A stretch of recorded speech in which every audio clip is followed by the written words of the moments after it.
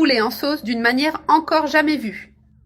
Je commence par ajouter 3 cuillères à soupe de sauce soja, qui donne une saveur intense et délicieuse. Ensuite, j'ajoute 3 cuillères à soupe d'huile. Je vais assaisonner ici avec une cuillère à café de sel. J'ajoute une pincée de poivre noir, qui apporte une touche subtilement piquante. Maintenant, je mélange bien le tout, pour que le poulet s'imprègne bien de l'assaisonnement. Ici, j'ai 500 g de blanc de poulet coupé en lanières. Prêt pour la recette. J'ajoute maintenant 2 cuillères à soupe de fécule de maïs, qui aidera à donner une texture plus croustillante. Je mélange à nouveau avec le poulet, en m'assurant que chaque morceau soit bien enrobé. Cela va rendre le poulet légèrement pané à l'extérieur. J'ai déjà bien mélangé la fécule, tout est bien incorporé. Je mets tout dans ma poêle, où j'avais déjà ajouté un peu d'huile auparavant. Je place le poulet dans la poêle chaude, et je le fais frire jusqu'à ce qu'il soit doré.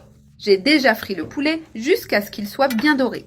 J'ai éteint le feu pour éviter une cuisson excessive. Maintenant, je le retire de la poêle et je réserve le poulet frit dans une assiette. Dans cette même poêle, j'ai ajouté 3 gousses d'ail hachées. Ensuite, j'ajoute une carotte coupée en fines rondelles. Ici, j'ai 100 g de champignons frais. J'ai aussi ajouté du poivron rouge en lanière pour donner de la couleur et de la saveur au plat. J'ajoute quelques bouquets de brocolis qui se marient parfaitement avec le poulet. J'ajoute aussi une demi-courgette coupée en demi-lunes. Il suffit maintenant de bien faire sauter tous ces légumes en remuant pour qu'ils cuisent de manière homogène.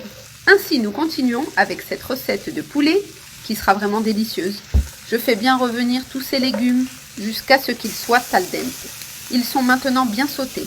Ils ont dégagé une odeur très savoureuse. Pour donner encore plus de goût, j'ai ajouté un peu de gingembre frais râpé.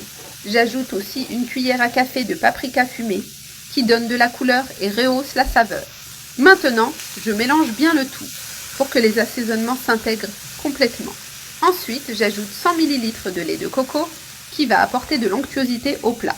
Regardez cette merveille qui se forme ici. L'arôme est incroyable.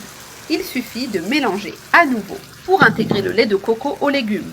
On laisse cuire 5 minutes à feu moyen pour bien unir les saveurs. J'ai déjà laissé cuire pendant 5 minutes. Les légumes sont cuits juste comme il faut.